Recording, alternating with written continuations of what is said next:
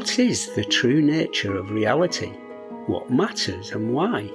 In Douglas Adams' wickedly funny book, The Hitchhiker's Guide to the Galaxy, the answer to the question of the meaning of life, the universe, and everything is 42. In this series of podcasts, we're going to discover the real meaning of life, the universe, and everything.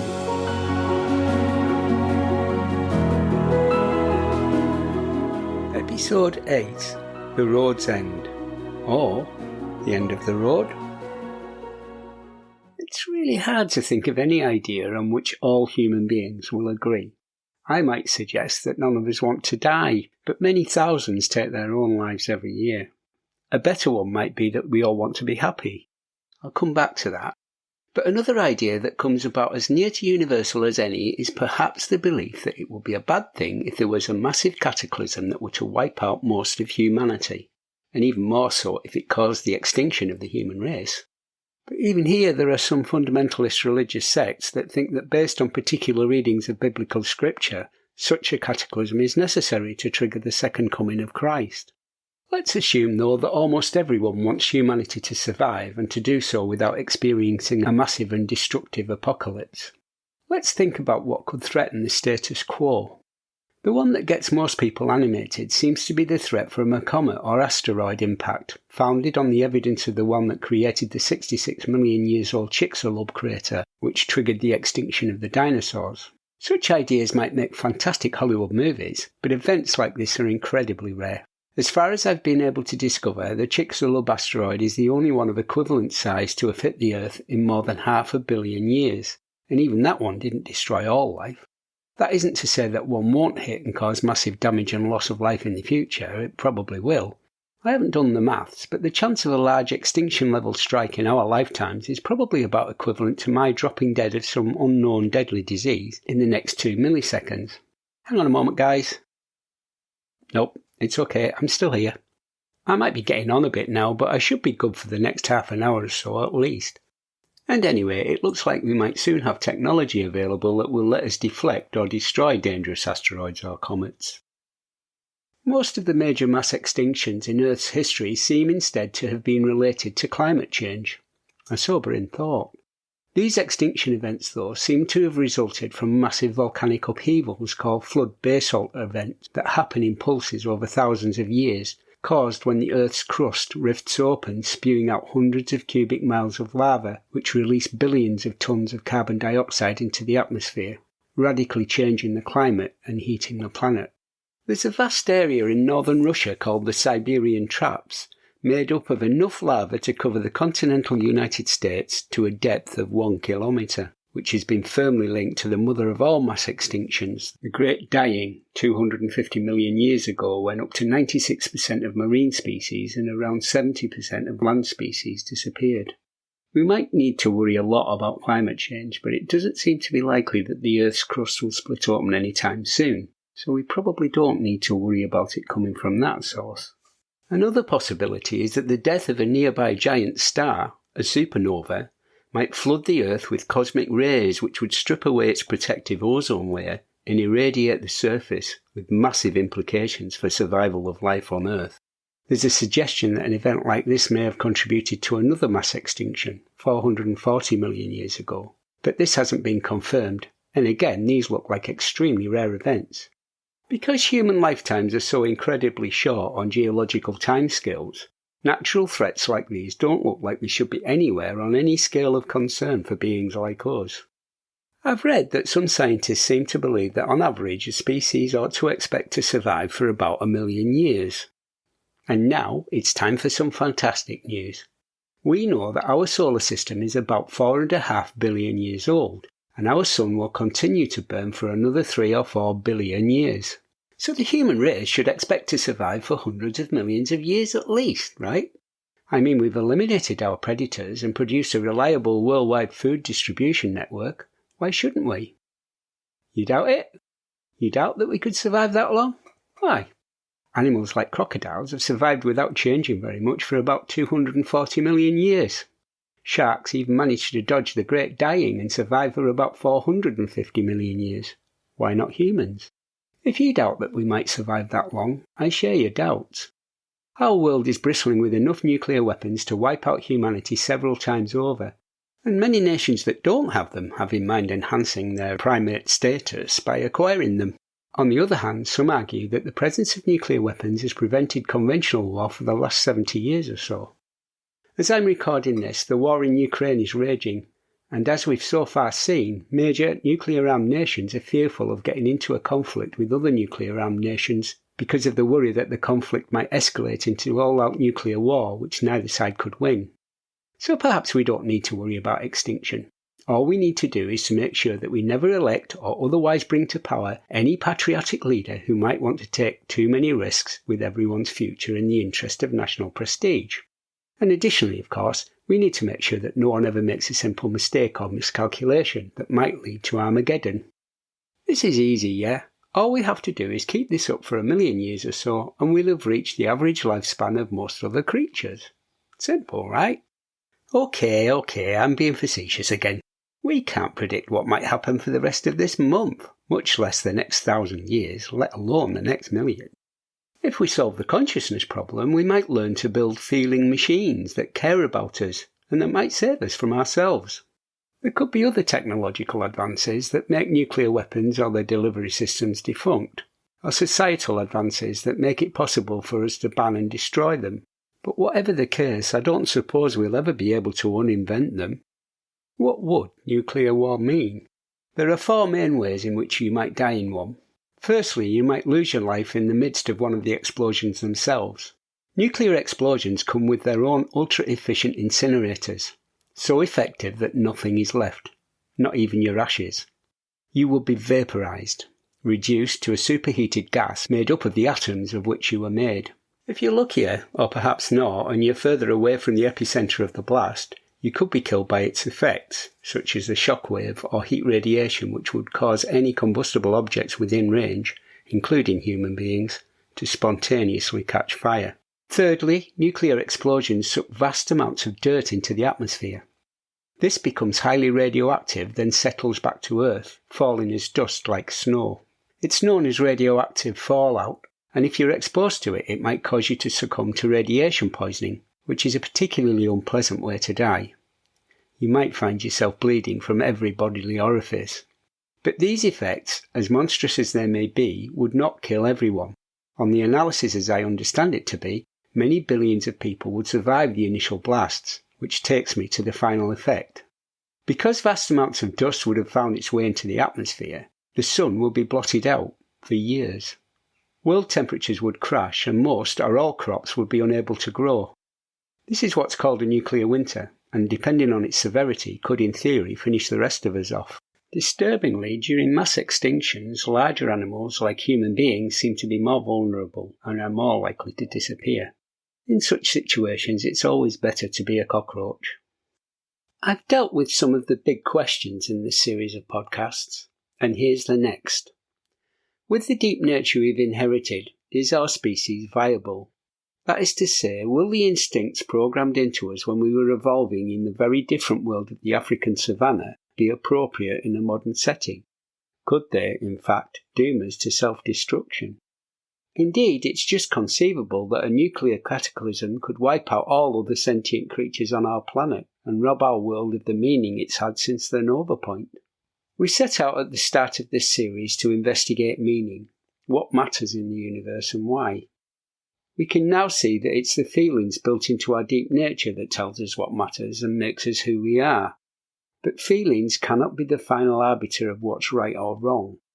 Russian nationalism felt important to Vladimir Putin when he invaded Ukraine. It felt important to the Nazis to complete the final solution, the complete annihilation of all the Jews of Europe. In episode 1, I said there are good reasons for mistrusting human intuition.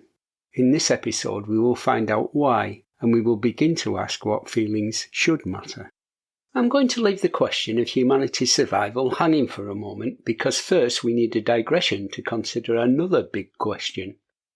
I promised I would return to the topic of religion. Do I think there's a God? Well, as I said in episode 1, you certainly shouldn't be interested in what I think about it, although you might be able to work out the answer to that for yourselves. Would I call myself an atheist? No. although I wouldn't object to being called one. What I've discovered on my philosophical journey takes me inevitably to the need to abandon labels.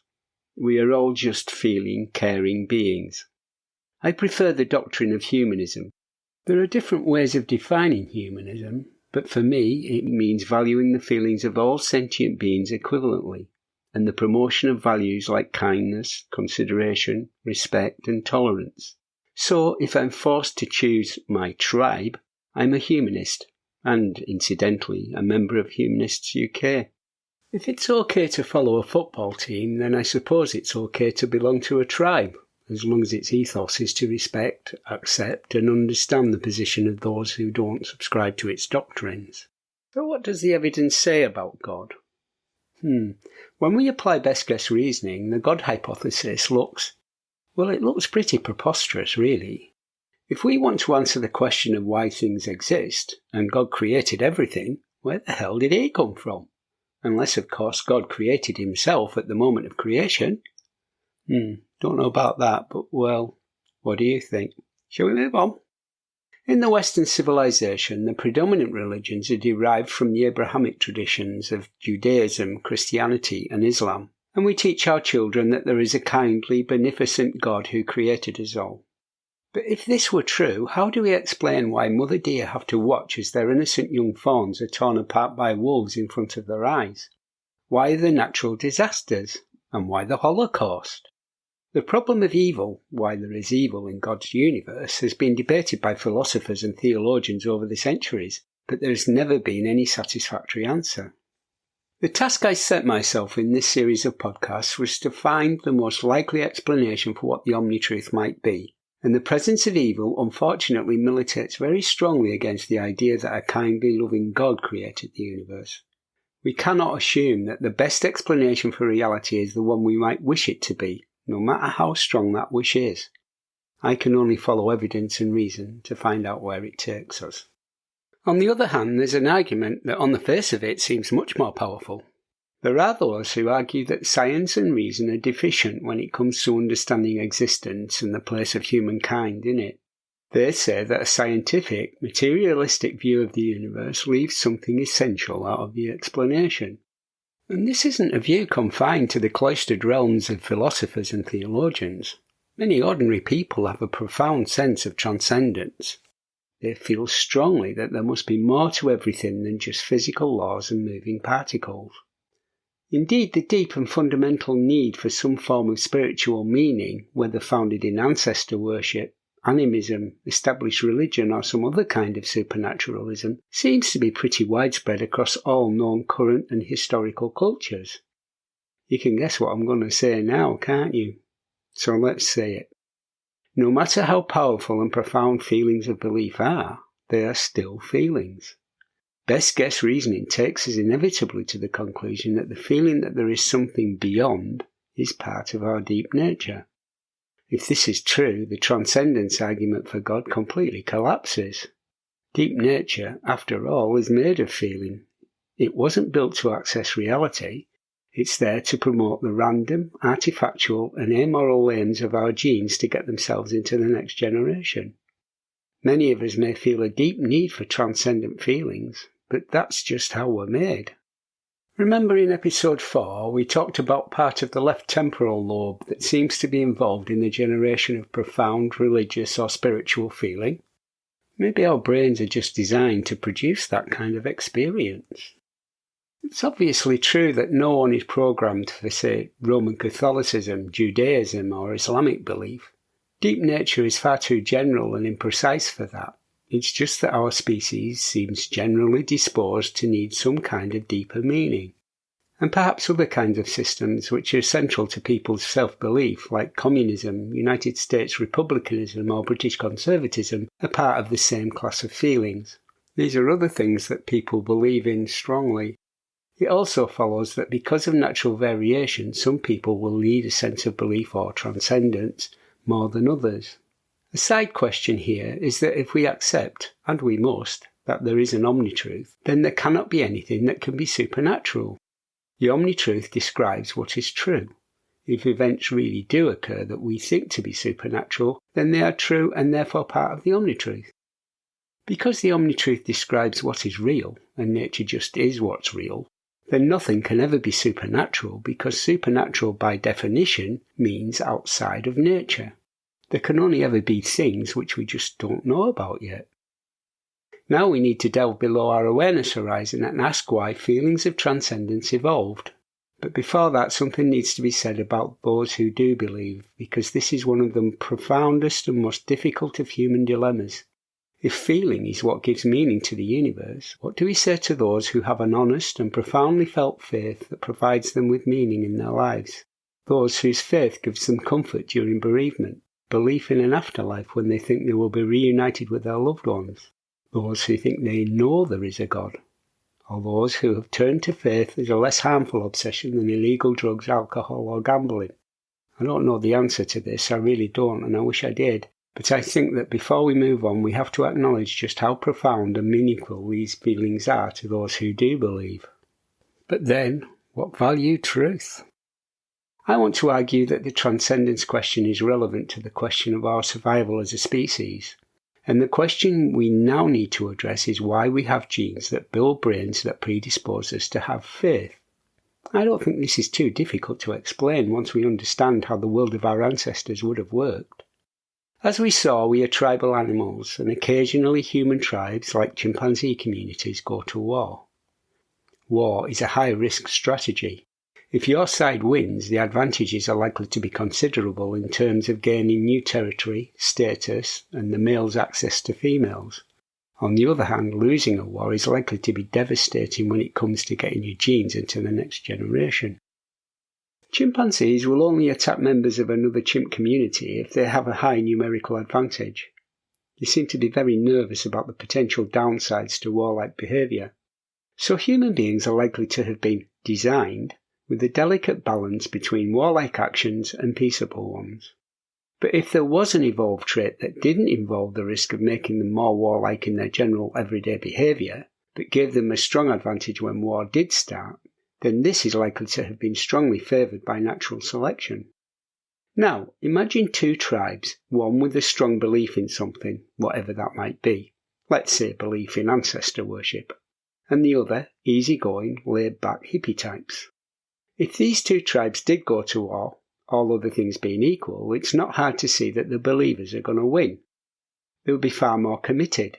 They would be engaged in a battle for a higher purpose.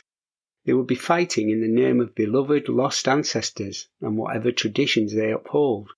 The hippie types would not care as much about succeeding and would be at a massive disadvantage.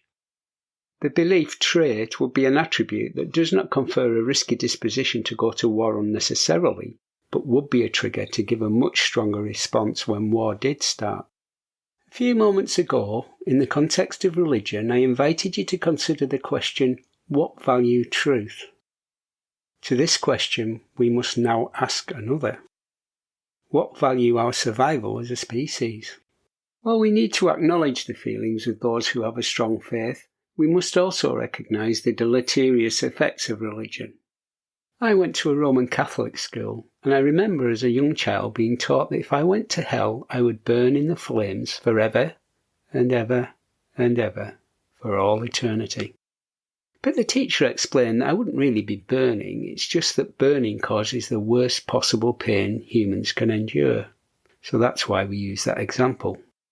Fortunately, I was the kind of child who questioned what I was being taught, so it turned out that this didn't terrify me and poison my mind for the rest of my life.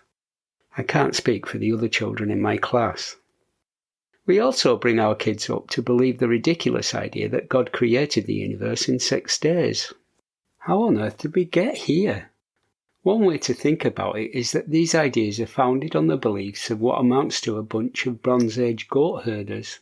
Another way of thinking is that we can't really criticise those who wrote the scriptures. They couldn't have known of the great age of the earth or the mechanisms that made us what we are. In episode 2 we saw that nature is highly organised. Before Darwin had what Dennett called his dangerous idea, a quite natural assumption to make would be that someone must have organised it.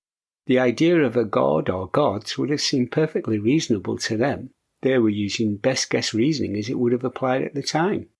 Given what we now know, the God hypothesis looks incredibly unlikely. And of course the 9/11 hijackers were doing what they thought their God wanted. The loyal battalion commander of faith seems to have been the main supporter of Major General tribalism throughout all of human history. Do we need God? One faith position we can all hold on to is the fact that nature's wonder and its glory are unbounded. The spectacular sight of mountain peaks, the night sky, the majesty and irresistible power of the oceans, and the jaw-dropping extravaganza of different living things that share this wonderful planet with us are far beyond amazing. How do we know that our world is wonderful? We feel it to be the case, and therefore it is the case. There are no downsides to this kind of spiritual experience. We can glory not just in the enjoyment of nature, but also the love we have for our dear ones and the love they have for us. These are the positive aspects of our deep nature. They give us something to live for. And of course, compassion, empathy, and concern for the well-being and happiness of others is part of our deep nature too. I suggested before that if there is something we all want, it's happiness. America's founding fathers eloquently sought to guarantee life, liberty, and the pursuit of happiness to their people. The ancient Greeks too valued happiness, but with a rather different slant. They wanted people to have what they called eudaimonia, which translates rather differently to the contemporary Western understanding of the word happiness, and in part means the quest for a good life well lived. So there's an implicit sense of duty to others in the ancient Greek philosophical tradition which seems to be absent in the modern version with its focus on the freedom to be yourself. Perhaps it's not surprising that the modern understanding of what happiness is seems to have been defined by politicians rather than the more thoughtful philosophers of classical antiquity. It's worth asking how politicians in our modern world come to power.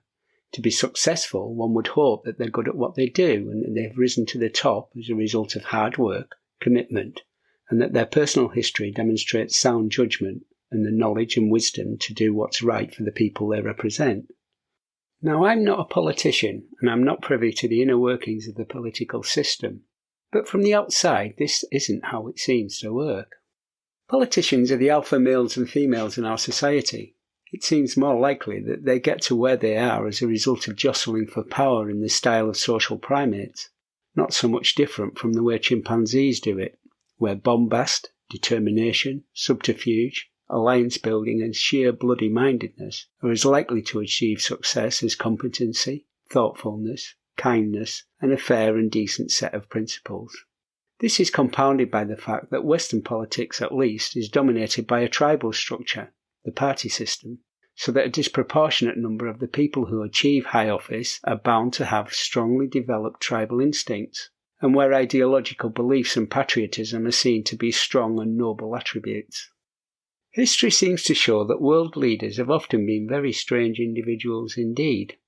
You don't often encounter massive egos like Donald Trump or Boris Johnson in everyday life, let alone more disturbing personalities like Hitler, Stalin and Putin, who have such determined and resolute but unverifiable certainties about their nationalism. Such people always know best, and they are so certain of their beliefs that more balanced personalities around them either become terrified of their power or consumed by commitment to their leader's alpha male-female status. Such great egos are not representative of the billions of ordinary folk who just want to get on with it and enjoy a happy, peaceful and contented life, and therefore the question must be asked as to whether these can ever be the right people to be in charge. In contrast to perhaps most ordinary people, many politicians seem to enjoy the Darwinian cut and thrust and high drama of their particular brand of social milieu. But of course it has to be said that this isn't universally true, because there is a subset of ordinary people who think that the ordinary, quiet, everyday to be humdrum and boring, and want loud, charismatic leaders to shake things up and provide them with entertainment and distraction.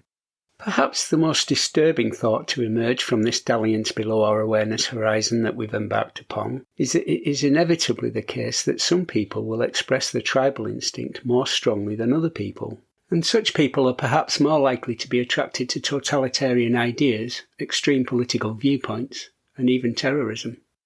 The need for a sense of belonging to a social grouping is what scientists call in-group, out-group behaviour, and it is certainly accepted by evolutionary psychologists as being one of the modules of the mind, and therefore part of our deep nature. In-group, out-group behaviour is a kind of catch-all term that captures all kinds of xenophobic influences like tribalism, racism, sexism, nationalism and ultranationalism, as well as what are considered more positive instincts like a sense of belonging, identity and patriotism. We think of a sense of belonging as a vital part of our being, and when we think of our families, friends and loved ones as a unit to which we belong, it seems to define us. It's entirely right for us to feel the need for family attachment, and it's an essential part of what it is to be a feeling being. It leads many people to feel a connection with others who share an attachment to a particular sports team, for example. And team sport, which is really a kind of stylised warfare, can be a relatively harmless and enjoyable way of finding meaning, and a massive boost to the well-being of those who feel the need for it. But unlike the love of a football team or the spectacles of nature, love of the wider communities to which we belong has a downside. If we think about the Second World War from the German perspective, it was completely unnecessary, just as was more recently Putin's invasion of Ukraine. Neither leader needed to invade. Their case for war was underpinned by a form of extreme patriotism. The opposing perspective was different. It could be argued that the West and Ukraine were reluctantly drawn into unwanted conflicts to confront evil, and it would be churlish to deny that the overthrow of Putinism would make the world a better place in which people could live. So on this reading, the patriotism of the Allies in World War II and the coming together of the West in the face of Putin's brutality was, and is, an entirely good thing. In fact, we seem to know intuitively that patriotism is a good thing. But how can this be true if its only useful role is to counter more extreme versions of itself? Well, it's true that patriotism isn't the only driver of military intervention. NATO forces were used to good effect to stop the Balkans War in the late 1990s and early 2000s, and some ugly, cruel and immoral regimes do need to be confronted, at least when they seek to dominate other societies against their will. If we were about to be invaded by a despotic, totalitarian foreign regime who wanted to overthrow our system, should we defend ourselves? Many would say that we obviously should. But what if this leads to our extinction, and perhaps the extinction of meaning itself? Would it still have been worth it? I'll let you make your own mind up on that one. And it must be said that in other parts of the world I might be executed for blasphemy for writing these podcasts, or have Novichok smeared on my door handles for my treacherous attack on patriotism, or imprisoned in a retraining camp where I would be tortured until I denied the truth of what I'm saying. Unfortunately, as I've already implied, homicidal, genocidal and religious maniacs seem to be more common among our leaders than, thank goodness, among the general population.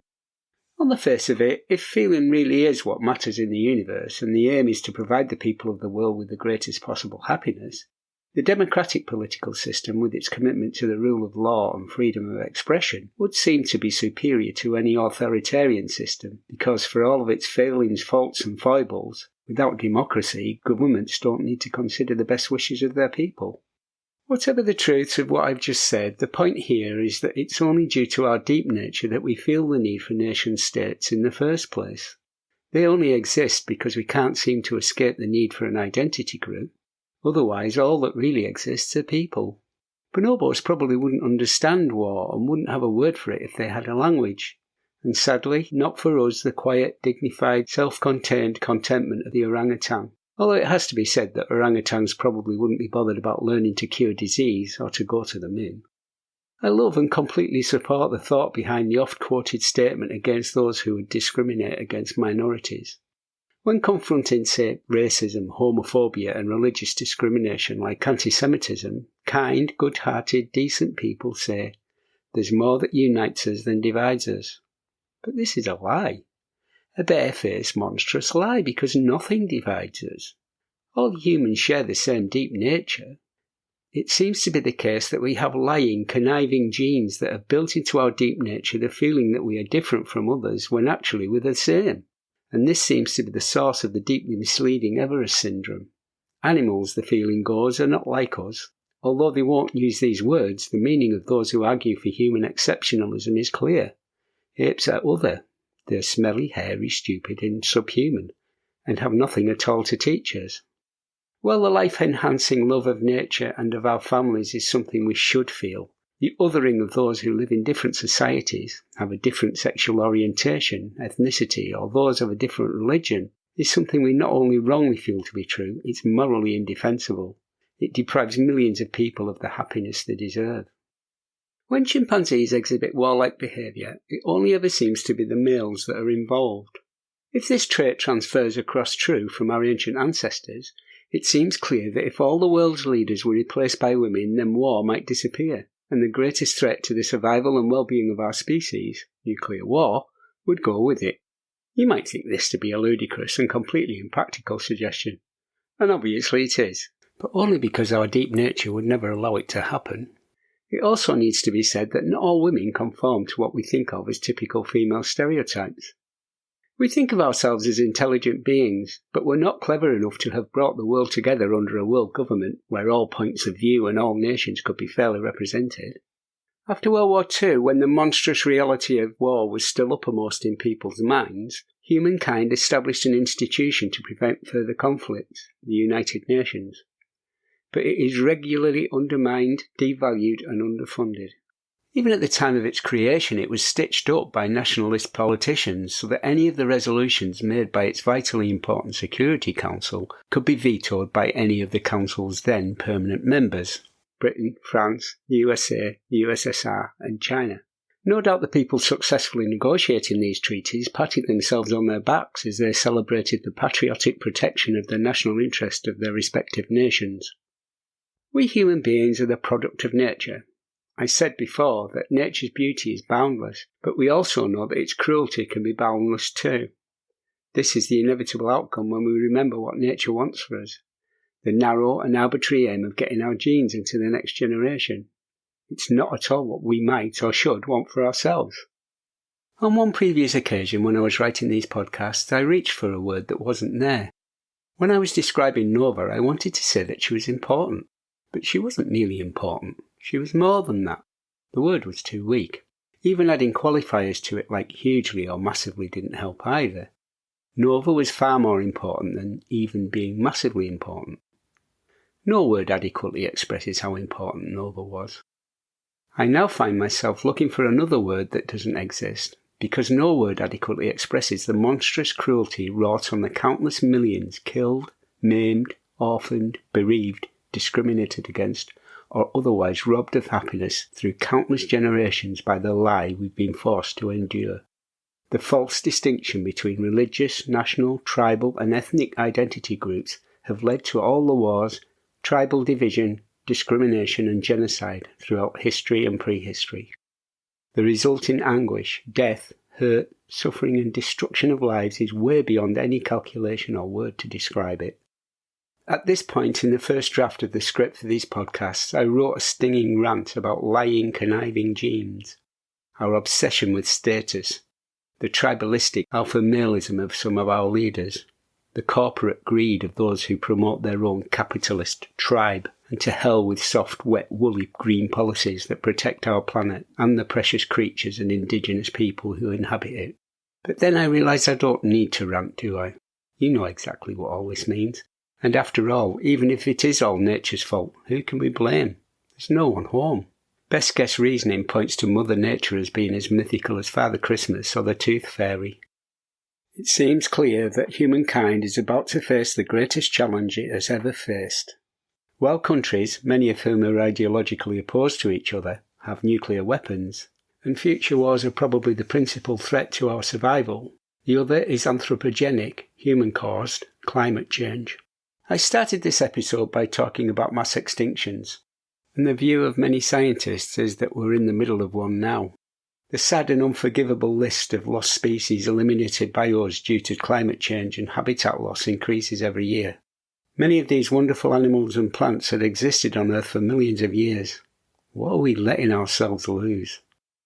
Alongside the loss of biodiversity, and despite all the rhetoric about climate change, every single year we release more carbon dioxide into the atmosphere than the one before it, and people are now starting to see the effects for themselves on their television screens and increasingly through their own windows.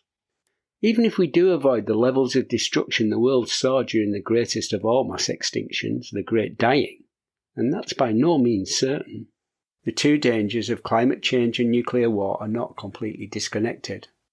Another great worry is that as desertification increases and vast parts of our planet are lost to us due to sea level rise, there will be food shortages and the mass migration of tens of millions or even hundreds of millions of climate refugees, which might destabilise the world order and lead to war on an unprecedented scale. We often disregard messages from scientists. Our genes might tell us that we don't belong to the scientific tribe, and we can disregard what they're saying. Our deep nature tells us that we need to look after our own, except that now the entire world is our own. The world now needs to come together.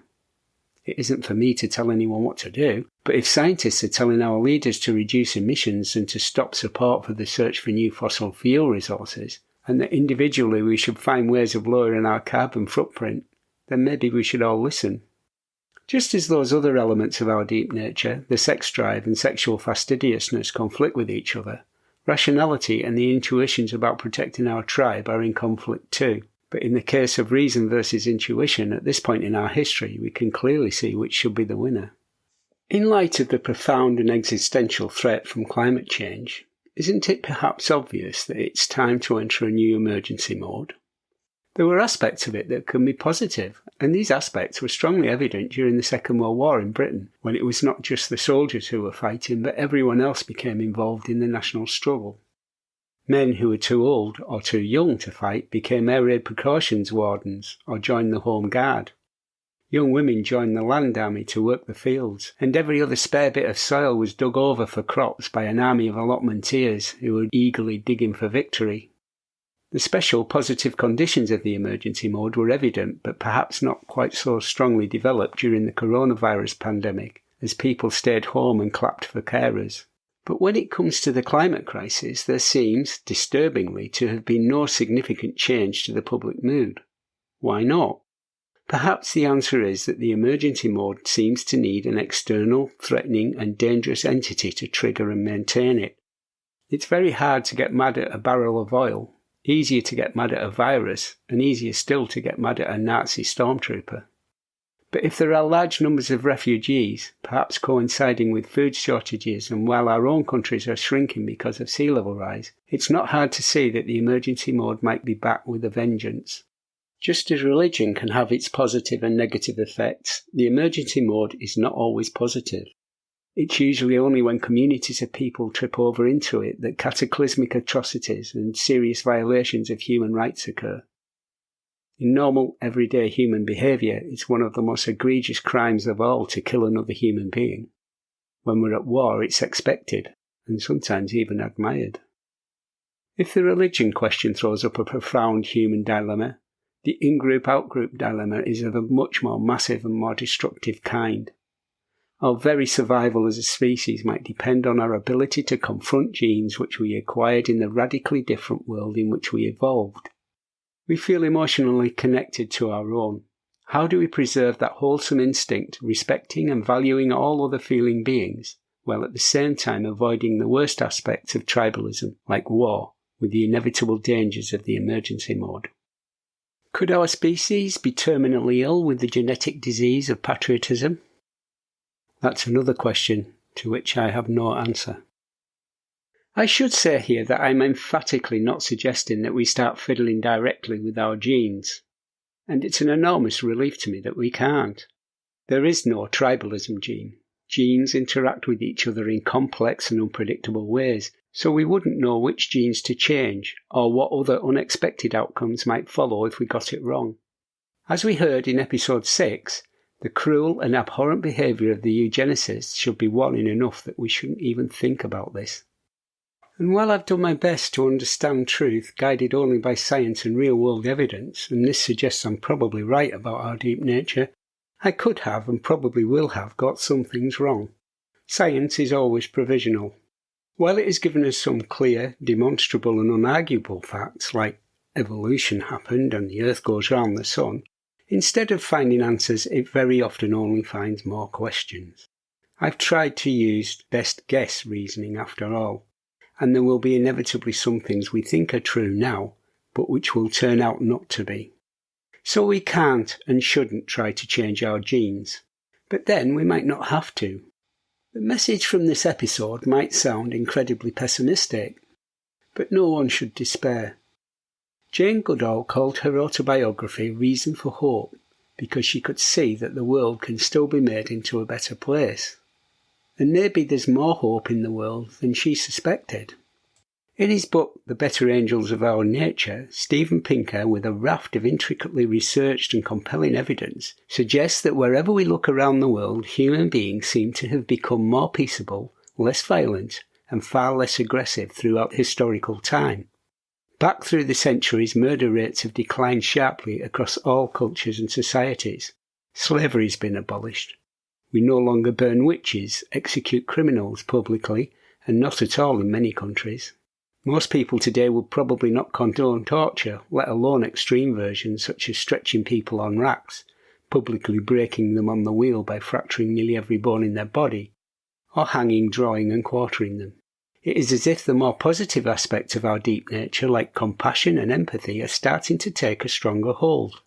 It's possible that these changes have come about because of cultural change, as a result of increased education, better means of communication, scientific knowledge and society's self-awareness. Cultures evolve as well as species do. Indeed, Pinker seems to doubt a genetic role for the changes he has highlighted, but I'm not sure he's right. It's possible that our deep nature might indeed be changing. For that to be happening, then the frequency of the genes in our population that underpin our deep nature would have to be changing too, and we would need to know how and why that was happening. I can think of at least one mechanism which could be driving it, and if the gene frequency in the population really is changing, then we are evolving. That's what evolution is. But that fascinating question is beyond the scope of these podcasts. If anyone actually ever listens to them and they become successful, I'll add a supplementary episode or episodes to discuss the question of whether human beings really are evolving. The main point of this series was to show that our best guess about the nature of the omni-truth is that we are animals with a deep nature that does not always work in our best interest. As I said at the beginning of episode 6, the fact that humans have a deep nature is seen as problematic and is likely to be seen as incendiary to some people. There are two potential worries that people have about this. The first is that because something is natural, then that's how it should be, and therefore if it's natural to define human or non-human people as other, then this somehow justifies it. I hope I've shown this up for the complete tosh it is. Nature doesn't know best. It doesn't know anything. There's a principle in philosophy called the naturalistic fallacy, which states, quite rightly, that because something is natural, that doesn't mean it is good. The second worry is that if it's in our genes, there's nothing we can do about it. This is a slightly better argument, but it's also false. We might indeed be stuck with the deep nature we do have, but if we can learn from nature, we can see how it influences us. We can learn to confront its cruel effects. The first step is to avoid the Everest syndrome, the idea that we can understand human beings without looking at our nearest cousins and where we came from. Otherwise we risk letting our genes manipulate us to do evil without ever knowing why. Because of its robotic mindlessness, nature has played 3 bitter tricks on us. The first is the cruel realization that we're all going to die. The second is that we seem to need external meaning when it appears that there is none. Meaning comes from inside us. And the third trick is that we seem to be programmed with the inclination to destroy ourselves. The great news is that we can still do something about the third trick. It's not too late. The first step in solving any problem is to define it and understand it. In this case, the next is to solve it by favouring other parts of our deep nature like compassion, empathy, kindness and love. With the right political direction and will, we could set policies, legislation and other mechanisms to transform our future. Humanity's far future, if it has one, will be peaceful and harmonious, characterised by tolerance, cooperation, sustainability and respect for our environment. There will still be natural variation between individuals, and there will be people who are outliers, but parochialism and sectarianism will be rare or non-existent. Whether these changes come about by social evolution or by Darwinian natural selection, it's where we must go. Because if we don't, we won't be here. In the final chapter of Charles Darwin's world-shattering book, The Origin of Species, in which he proposed the idea of evolution by natural selection, He said that light would be thrown on the origin of man and his history. For the first time we know enough about nature and how it works to begin the process Darwin so presciently pointed us towards. Something incredible is happening, or rather could happen. All post-nova animals have a deep nature, and because we are animals we have one too. But of all the untold millions of species that have called this planet their own, this species, Homo sapiens, this extraordinary, amazing and wonderful species has the unique honour of being able to look down through its own awareness horizon. Our nature need not be deep any longer. We now have the ability to see what it is to be human with more clarity than ever before. Understanding that and seeing through our awareness horizon will give us an incredible insight and the tools that might help lift us up to leave our animal heritage behind us and turn us truly into intelligent beings with the best possible knowledge of what's true, what really matters, and why. That's how we'll save our world, the other feeling beings we share it with, and humanity itself. Before you go, I have something to ask you. You will have noticed that you have not heard any ads while listening to these podcasts. That's because I've chosen not to be paid for them. It might be monumental hubris on my part, but I feel that the ideas you've just heard are important, and I didn't want anybody to be put off by unwanted advertising.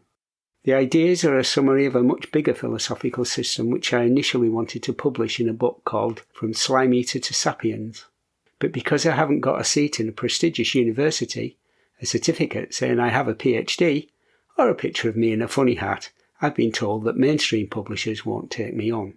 If you work in the mainstream publishing industry, you're a literary agent, or you know someone who is, would you please think about whether there's anything you can do to help? And I suppose this is where I finally need to introduce myself.